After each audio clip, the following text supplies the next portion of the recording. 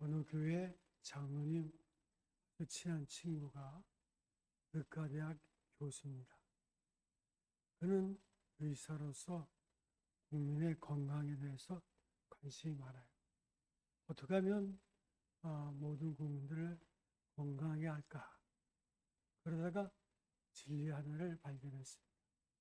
그것은 뭐냐면 술, 담배를 하지 않으면 보통 사람보다 10배가 더 건강하다.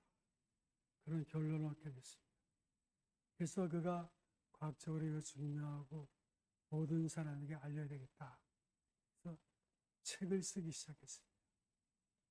근데 책을 쓴다는 게 쉽지는 않았지만 이제 열심을 다해서 이제 원고를 준비하고 책을 출판하기로 쓰는데 책을 쓰다가 그가 고민이 많아서 하루에 담배 3갑을 피기 시작했어요. 그래서 결국은 책이 출판되기 전에 그가 먼저 죽었다는 그런 말이에요. 그런 사람이 안다는 것과 그렇게 산다는 것은 알기는 많이 알지만 사는 거는 다른 거예요. 그래서 장애자라는 말이 있는데 사지 중에 어느 한 분이라도 고장난 것이 있는 사람을 신체 장애자라 합니다. 정신이 고장난 사람은 정신장애자입니다. 그런데 이 장애 중에서 아주 심각한 장애가 있는데 그것이 바로 인격장애자. 외형적으로는 아무런 문제가 없어요. 지식도 있고 명예도 있고 또 지위도 갖췄고 기술도 돈도 있습니다. 가질 것은 다 가졌지만 내적 존재가 장애를 받았습니다. 그 장애가 심각한 수준에 이르는 거예요. 난치병 치고는 가장 어려운 난치병입니다. 결국은 스스로 병을 인정하지 않기 때문에. 그런데 인격 장애자의 가장 큰 특징이 뭘까요? 교만입니다. 하나같이 내가 잘났다고 나서는 거예요. 내 생각만이 옳은 거예요. 그래서 어느 누구의 말도 듣지 않습니다. 교만이 인격 장애의 첫째가 하는 증상입니다. 치료를 요청하지 않기 때문에 구제할 방법이 없을 뿐더러 회개도 하지 않아요. 우리가 한번 상상을 해보세요. 사람을 가득 실은 버스가 출발하는데 그 버스도 튼튼하고 길도 평탄합니다. 모든 것이 최상인데 운전사가 술 취했다고 생각해 보세요. 우리가 그 버스를 타고 안전하게 여행할 수 있습니까? 다른 조건이 다 좋아도 소용이 없는 거예요. 모름지기 운전사의 정신이 건강해야 되는 거예요. 여기서 흔들리면 전체가 파국으로 치닫습니다. 여러분, 산다고 사는 게 아니에요. 바르게 사는 것이 중요한데 바르게 사는 것 3가지 제가 말씀드렸죠. 무엇이 중요합니까? 첫 번째는 정체성. 나는 누구인가? 두 번째는 바른 의식. 무슨 생각을 하는가? 그리고 세 번째는 뭐라 했습니까? 자기 관리가 중요하다고 했어요. 여러분, 태양계의 모든 위성은 태양을 중심으로 회전합니다. 제멋대로 돌아가는 것처럼 보이지만 태양과 일정한 거리를 유지하면서 궤도를 돌고 있어요. 그래서 인공위성이라든가 모든 걸 쏘아 올릴 때 그걸 다 이제 계산해서 쏘아 올리는 거죠. 다른 지구의 위성에 정확한 거리를 유지하면서 지구 주위를 돕니다. 우리가 동물을 봐도 그렇습니다. 그냥 자유한 것처럼 보이지만 실은즉 본능에 끌려다닙니다. 하나님이 동물을 지을 때 말씀하셨어요. 땅에 생육하고 번성하고 충만하라. 이 본능의 지배를 받는 것이 동물입니다. 생존 본능, 생식 본능, 보호 본능에 의해서 살아가는데 생식 본능이 아주 강하죠.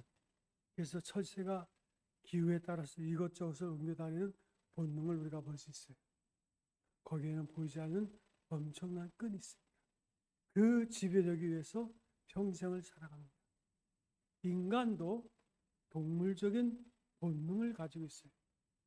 문제는 이 본능을 가지고만 산다면 동물이나 인간이랑 차이가 없겠죠. 그러나 동물에게는 없는 다른 능력을 인간이 가지고 있는데 그것은 이성적 본능입니다. 이성에 따라 행동하고 비판하고 그리고 추리하는 거예요. 이 일은 안 된다. 이 음식을 먹어서 안 된다. 이것은 내 것이 아니다. 이러한 판단 능력을 가진 것입니다. 뿐만 아니라 도덕적 판단, 선과 악을 구별할 줄 압니다. 이성적 판단을 잃어버린 사람은 정신병자예요. 표현하여 낙인 찍힙니다. 그런데 기독교인에게는 이 이성 외에 한 가지가 더 있습니다. 그것이 뭘까요? 성령입니다. 성령이 그의 인격을 다스립니다. 요한복음 1장 12절에 보면 영접하는 자 곧 그 이름을 믿는 자들에게는 하나님의 자녀가 되는 능력을 주셨습니다. 하나님의 자녀가 되는 권능을 주셨습니다. 하나님의 자녀가 되려면 그분을 영접하고 내 안에 모시드립니다. 그때 함께 우리가 하는 것이 성령이에요. 성령이 우리 안에 거하십니다. 그러니까 성령이 거하시면 세상 끝날까지 우리와 함께 하시는 거예요. 구약과 신약의 차이는 뭐냐면 구약에도 성령이 임했어요. 그 대표적인 사람은 특별한 사람들. 아브라함, 모세, 다윗, 심지어는 이스라엘 초대 왕인 사울에게도 성령이 임했습니다. 그렇지만 그가 계속적으로 말씀을 불순종하고 하나님의 뜻을 어길 때 사울에게서는 성령이 떠났습니다. 그리고는 그런 이상한 행동을 하기 시작하고 전쟁에 피해서 결국은 자살로 그 생애를 마감하죠. 구약에서는 성령이 임했다가 떠나기도 했습니다. 그러나 신약에서는 예수께서 우리에게 주신 성령이 세상 끝날까지 우리와 함께 하신다 그랬어요. 다만 성령이 충만한 사람이 있고 성령이 근심하는 사람이 있어요. 그러니까 성령이 우리가 계속 예수 믿으면서도 죄 짓고 또 하나님의 말씀에 분수정하면 성령이 우리 안에 거하긴 거하는데 근심합니다.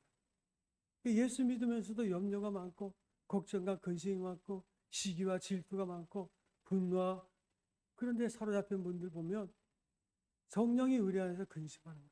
너 그렇게 해서는 안 되는데 그렇게 깨닫지 못하면 성령이 충만한 것이 아니라 나를 완전히 지배하는 것이 아니라 근심돼요. 예수 믿으면서도 갈등하면서 인생을 사는 거예요. 성령의 말씀, 성령의 지시에 따라 살아가는 사람이 크리스찬인데 무엇이 나를 주도하는가? 무엇이 나를 붙들고 있는가? 한번 생각해 보세요. 동물적 본능입니까? 이성적 본능입니까? 아니면 성령의 역사입니까? 어디에 붙들려 여러분 살고 있습니까? 무엇이 나의 인격을 가장 강하게 붙들고 있는가? 이에 따라 그 사람의 사람됨이 나타나는 거예요. 어떤 이는 여전히 돈, 명예, 우상, 거짓, 헛된 사상, 또 어떤 이는 죄책감, 피해, 망상에 잔뜩 붙들려 있어요. 불행한 사람들이죠. 그런가 하면 하나님의 은혜, 감사, 사랑과 찬송에 붙들려 있는 사람이 있어요. 주일날 딱 예배 참석해서 예배 참석한다 자체가 감사해요. 찬송을 부를 때 눈물이 나요. 성령의 감동이 있으니까. 그런데 무슨 눈물은커녕 그냥 예배조차도 온전히 드리지 못하는 이 주의를 사모한다는 것도 실은 성령이 충만해야지만 그 은혜에 대한 감격이 있는 거예요. 그리스도의 마음이 그를 지배하고 있는 거예요. 이러한 사람이 참된 크리스찬입니다. 그래서 에베소 5장 16절부터 18절에 보면 세월을 아끼라. 때가 악하니라. 그런즉 어리석은 자가 되지 말고 하나님의 뜻이 무엇인가 분별하라. 그러기 위해서는 세상 수에 취하지 말고 성령의 충만을 받으라. 성경은 말씀하고 있습니다. 여러분, 정상적인 인간은 데살로니가전서 5장 23절에 보면 세 가지로 구성되어 있습니다. 영과 혼과 몸의 세 요소로 구성이 돼요. 몸은 건전한 정신의 지배를 받아야 합니다. 만일 정신이 몸을 지배하지 못하고 몸이 정신에 매여 있지 않다면 그는 장애자입니다. 손발의 움직임이 정신의 지배를 따르지 않는 거예요. 우리 몸의 지체들은 서로 독립되어 있는 것 같지만 머리와 뇌의 지배를 받고 있습니다. 머리에서 몸 전체를 마스터 컨트롤하는 거예요. 또한 정신은 건강한 영의 지배를 받아야 합니다. 인간은 영적 존재의 까닭에 정신과 영이 바른 관계를 맺고 있어야 돼요. 그 영은 하나님과 그리스도의 영, 곧 성령의 지배하에 있어야 되는 거예요. 한마디로 몸은 정신의 지배하에, 정신은 영의 지배하에 있는 거예요.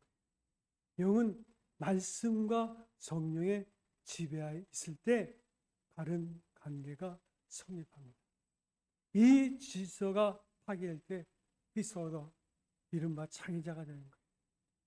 궤도에서 이탈하여 손발이 명령에 불복하는 거예요.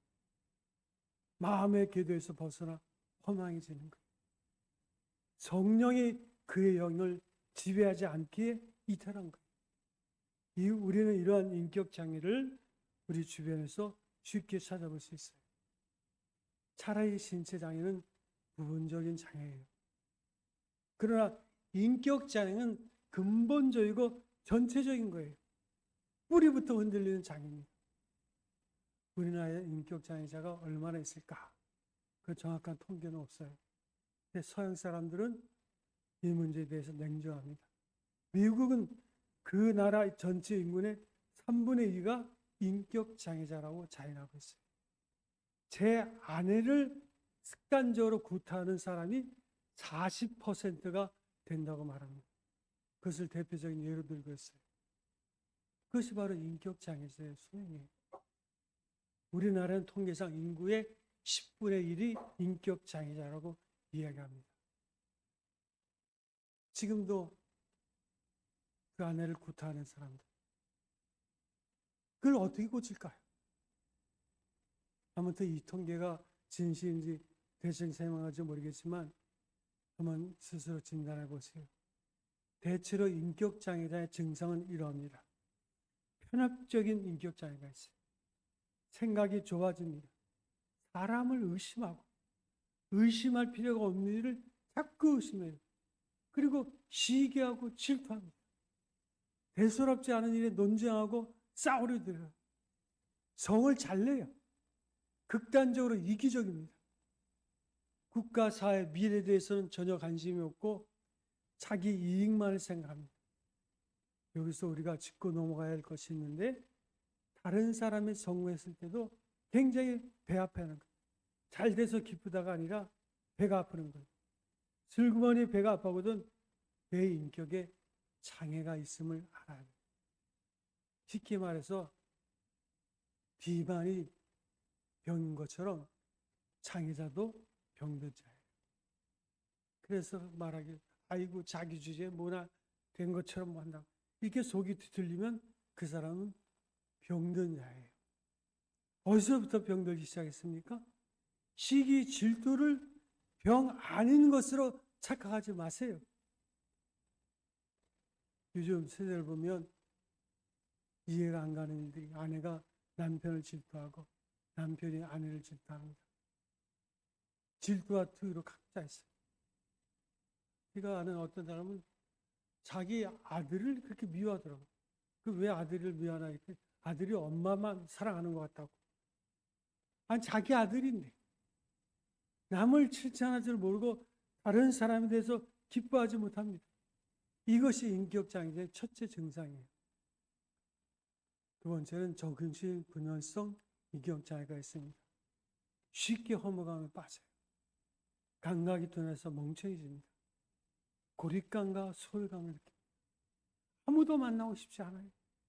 사람이 많이 있어도 혼자라고 생각합니다. 사막에 저 혼자 던져진 것처럼 외로워요. 그러나 사람은 근본적으로 혼자가 아니죠. 혼자 존재할 수도 없어요.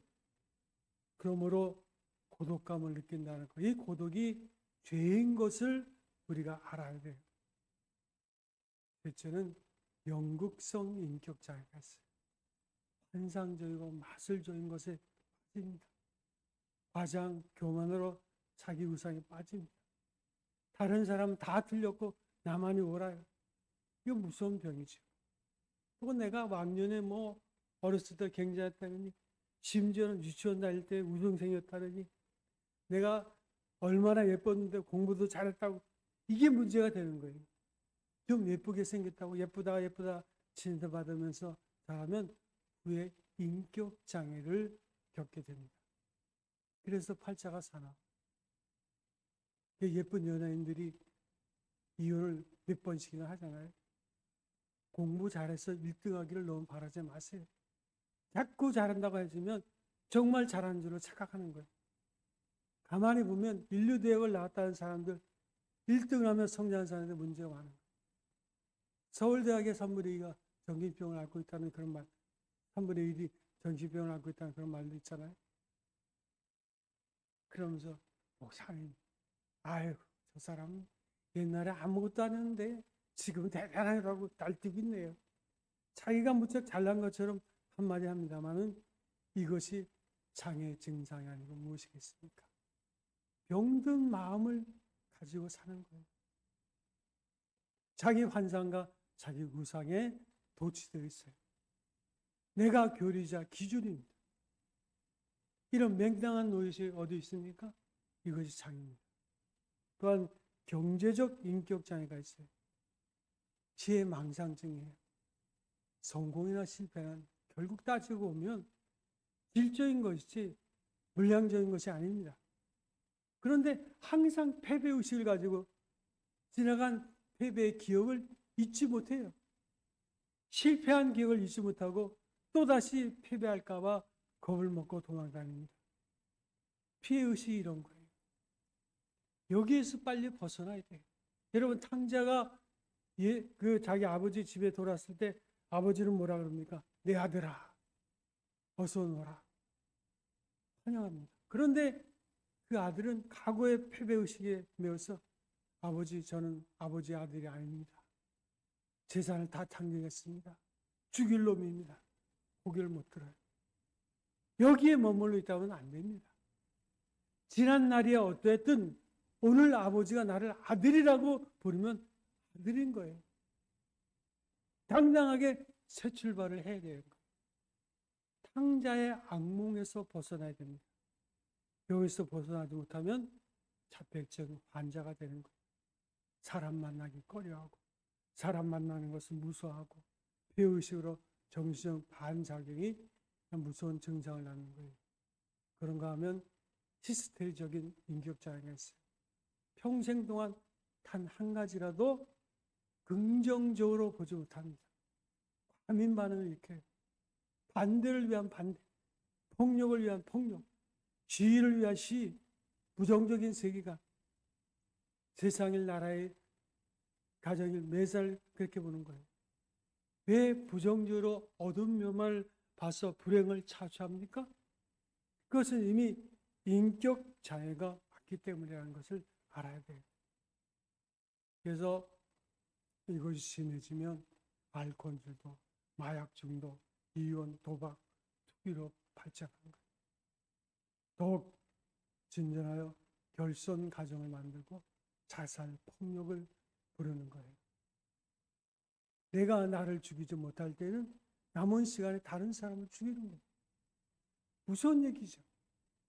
여러분, 2024년도 자살한 중고생 학생이 214명입니다.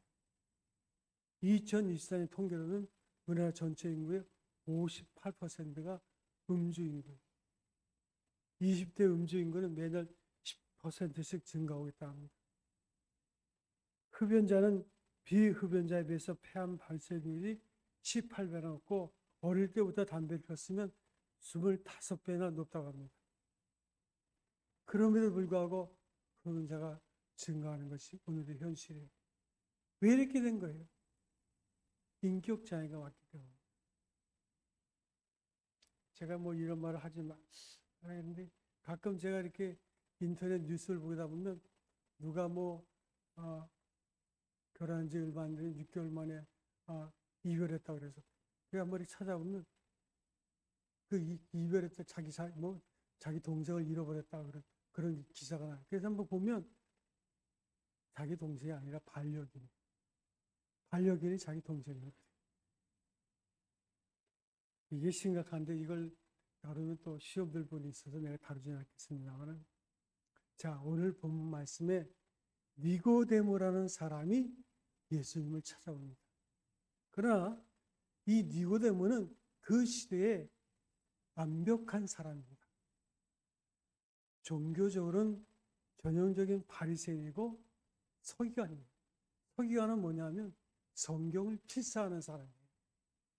어느 정도로 경건하냐면 성경을 필사하다가 하나님이란 말이 나오면 목욕을 제비하고 와서 다시 성경을 필사하는 아주 경건하고 많은 사람들에게 존경을 받는 그런 사람이죠. 그런데 그가 밤에 예수님을 찾아봤어요. 밤은 요한복음에서 영적인 무지를 말합니다. 낮에 찾아온 것이 아니라 밤에 몰래 예수님을 찾아왔어요. 그때 예수님은 그가 찾아온 이유를 이미 알고 있었어요. 그는 그 시대의 지성의 대표입니다. 유대인의 가문이고 그 존경받는 산헤드린 공회의 회원이고 상당한 지위에 있는 사람이고 그는 부자였어요. 그래서 예수님이 십자가에 죽을 때도 비싼 모략과 치마를 가지고 예수님의 장례를 준비했던 사람입니다. 아주 높은 지위를 가졌던 사람이죠. 그런데 예수님을 찾아왔어요. 그는 삶에 대해서 진지한 사람이었어요. 많은 사람들이 그를 존경했지만 그 자신은 뭔가 아쉬움 그런 속에서 예수님을 찾아온 거예요. 예수님은 그가 가지고 있는 의문을 이미 알고 있었어요. 어떻게 하면 내가 영생을 얻을 수 있습니까? 어떻게 하면 내가 하나님 나라를 볼 수 있습니까? 도대체 하나님 나라가 어떻게 임할 건지 갈급한 마음으로 주님을 찾아왔어요. 이에 대한 예수님의 대답은 오직 이것입니다. 사람이 거듭나지 않으면 하나님 나라를 볼 수 없습니다. 이 거듭난다는 것은 위로부터 나지 않으면 그런 뜻입니다. 위로부터 나지 않으면 하나님 나라를 볼 수 없다. 요한복음은 생명에 대한 말씀이 36번이나 언급되어 있어요. 생명, 영생, 샬롬에 대해서 예수님은 오로지 하나의 조건을 냈습니다. 오직 성령으로 다시 나야 한다. 바리새 경건 또는 나의 지식, 율법, 지위 그런 것은 아무것도 이룰 수 없다. 성령으로 다시 나야만 한다고 말씀하세요. 스위스의 임상학자요 의사인 폴 튜니는 평생토록 정신병 전문의로서 많은 환자를 치료했는데 그의 책에서 그런 주장합니다. 사회의 다양한 조직, 경제 조직이나 사회 단체 같은 것들은 모두 비인격적인 상태다. 그래서 그것이 인격을 변하는 데는 아무 도움을 주지 못한다. 오직 영적이고 내적인 놀라운 사건에만 인격의 변화가 일어날 수 있다. 공부를 많이 해서 인격이 달라집니까? 지위가 높다고 인격이 달라집니까? 재산이 생겼다고 사람이 달라지지 않습니다. 잘 살게 되었다고 인격이 바뀌는 것도 없습니다. 그럴수록 점점요 큰 문제에 부딪히게 되는 거예요. 오랜 기간 배고파서 고생하신 사람이 잘 살아보자고 이를 악물어 공부해서 기술을 배우고 돈을 법니다. 여러분, 세상에 성공한 사람들 보면요, 가난하게 살았다든가, 방 한 칸에 뭐 8명이 잠을 잤다든가, 뭐 그런 얘기들, 어릴 때 그런 트라우마가 있어요. 그런 사람들은 오래 산다 그래요. 그런 사람들의 특징이 뭡니까? 물불을 가리지 않고 일해요. 엄청나게 일을 합니다. 그래서 늘 생산적인 일에 앞장서요. 얼마나 부지런한지 몰라요. 그런데 문제는 그러다가 어느 날 자기 혼자 있을 때는 손 하나 까딱하기 싫고, 야, 내가 왜 이렇게 살아야 되나? 그 허무감에 빠지는 거예요. 모든 것을 성취해도 인격 파탄이 위에서부터 오면 달리 구제책이 없는 거예요. 소위 지성인이라는 사람들부터 인격 장애가 옵니다. 이 장애는 오직 성령으로만 치료가 가능한 거예요. 그래서 니고데모는 예수님께 질문합니다. 내가 거듭난다는 말을 선생님과 들었는데 그러면 내가 엄마 뱃속에 들어가서 다시 태어나야 됩니까? 그때 예수님께서 말씀하시기를 육으로 난 것은 육이요 성령으로 난 것은 영이니 하나님의 역사가 아니면 불가능하다는 거예요. 성령의 창조적인 역사가 아닌 건 절대로 인격의 변화를 일으키지 못한다. 우리는 깊이 생각해야 돼요. 거듭남을 생각해야 돼요. 거듭나지 못한 인격, 거듭나지 못한 교인, 거듭나지 못한 일꾼은 이제 거듭나야 돼요. 하나님께서 오늘도 거듭난 사람을 부르십니다. 거듭나지 않으면 하나님 말씀이 안 들려요. 귀가 뚫리지 않아요. 깨달음이 없어요. 은혜가 안 돼요. 본능적으로 그냥 사는 거예요. 그래도 이성이라도 좀 있으면 돼. 이성 판단도 못하더라. 성령으로 다시 태어나야 돼요. 이것은 신비롭고 신기원적이고 의전의 역사입니다. 그래서 성령의 역사를 바람에 비유하는데 바람이란 푸니마와 성령의 푸니마는 같아요. 여러분 바람이 이렇게 불면 바람은 보이지 않지만 나뭇가지가 흔들리면 아 바람이 부는구나 라고 합니다. 성령의 역사도 마찬가지입니다.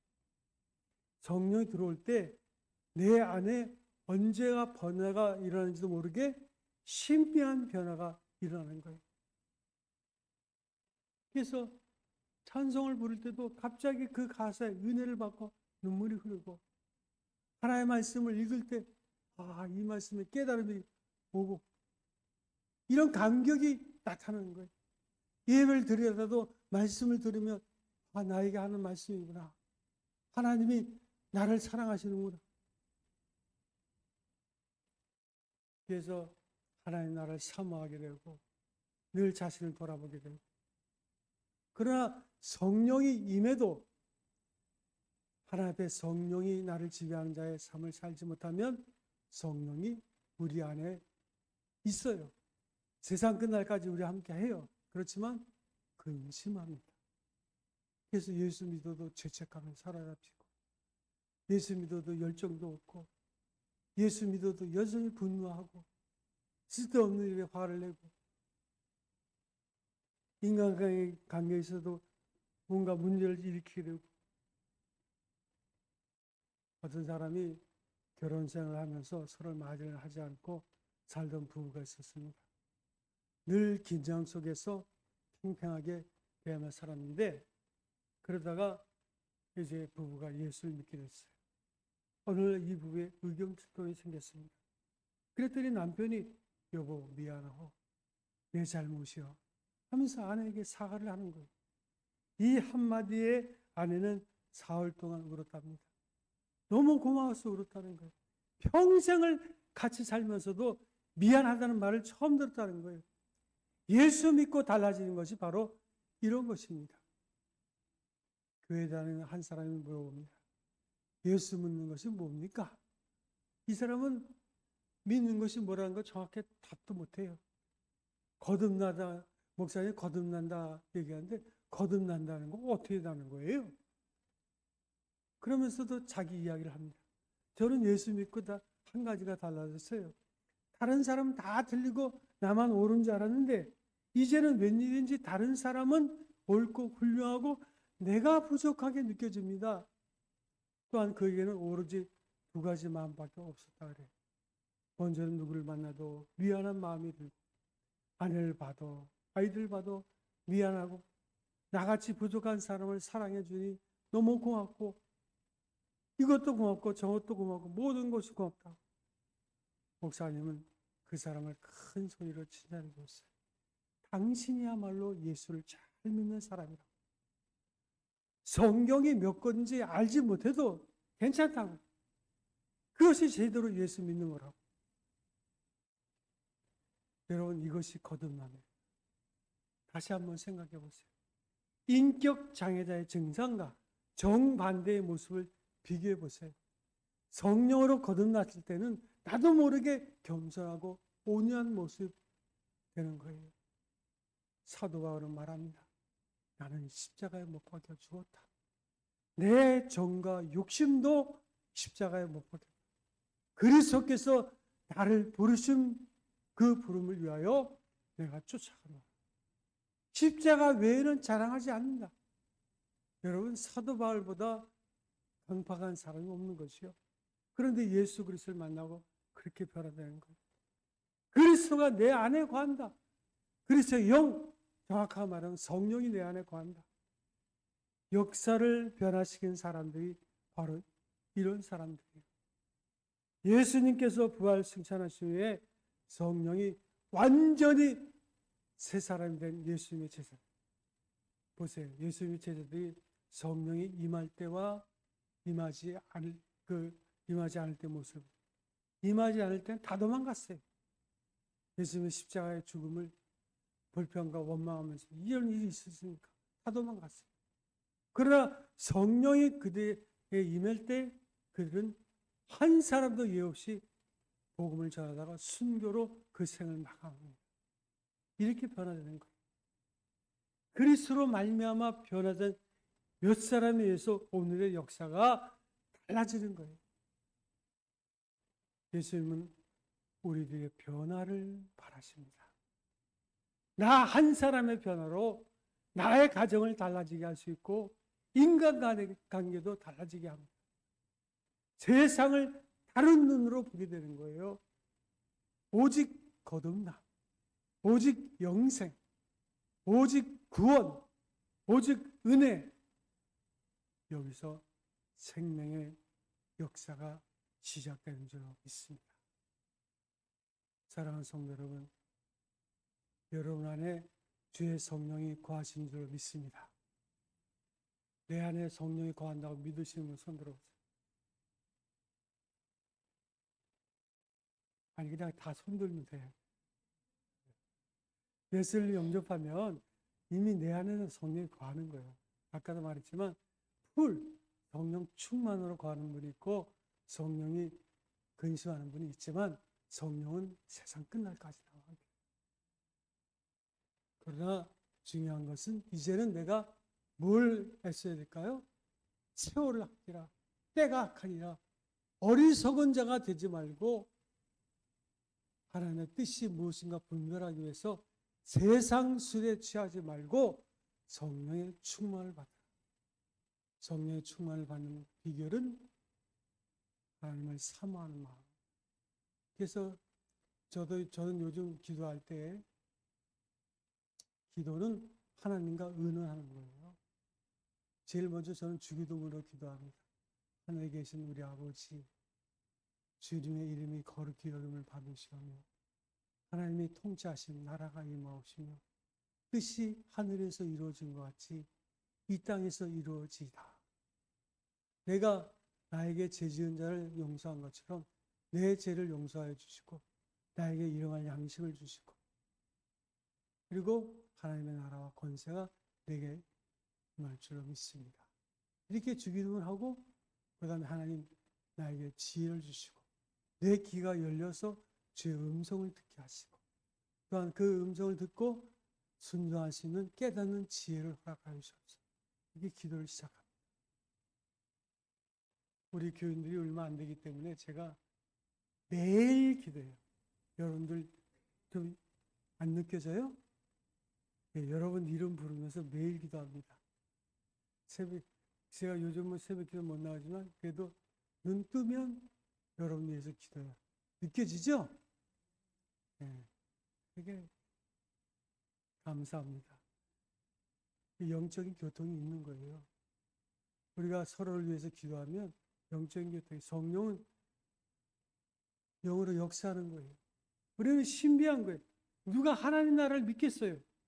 성령이 임해야지만 그 나라가 믿어지고 예수 그리스도가 십자가에 죽으심에 대한 그 사랑이 느껴지고 하나님 앞에 내 인생이 얼마나 중요한 것인가를 감사하게 되고, 그리고 내가 어떤 일을 당하든지 모든 것이 하나님의 선물이요 하나님이 내게 주신 것이므로 내가 넉넉히 이기리라, 이 믿음을 갖고 오늘을 살게 됩니다. 아직 새해가 계속되고 있습니다. 여러분 늘 주의 성령의 충만한 가운데 믿음으로 승리하는 성도 여러분 되시기를 주의 이름으로 축원드립니다. 기도하겠습니다. 우리 아버지 하나님, 우리 안에 주의 성령이 거하시고 우리가 본능이나 이성으로 모든 것을 판단하는 것이 아니라 성령의 인도하심 속에서 하나님의 지혜로 말미암아 오늘을 사는 자 되게 하여 주시옵소서. 내 귀가 열려 하나님의 음성을 듣게 하여 주시옵시고, 삶의 어떤 환경 가운데 있든지 하나님의 지혜로 말미암아 넉넉히 이기는 자의 삶을 살게 하여 주시옵소서. 성령을 근심케 하는 것이 아니라 성령 충만한 자의 은혜가 날마다 우리의 삶 속에 있게 하여 주옵소서. 감사하고 우리 주 예수님의 이름으로 기도합나이다. 아멘.